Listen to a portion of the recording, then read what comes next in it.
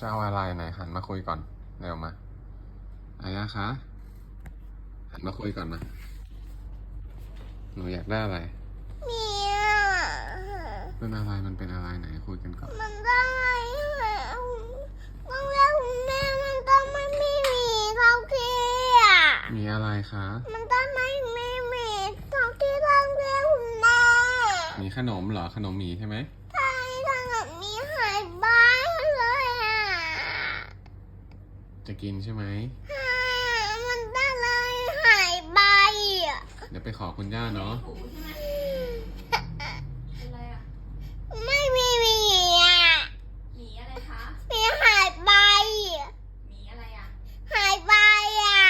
หมียังไงล่ะคะ แม่สามีหายไปที่ตู้เย็นนะแต่ไม่มีใต้ดินเลยอ่ะ อ๋อหมีกินใช่ไหม เอาอย่างอื่นแทนได้ไหมคุณพ่อมีอีกเยอะเลยได้ไหมถ้าหนูมีช็อกโกแล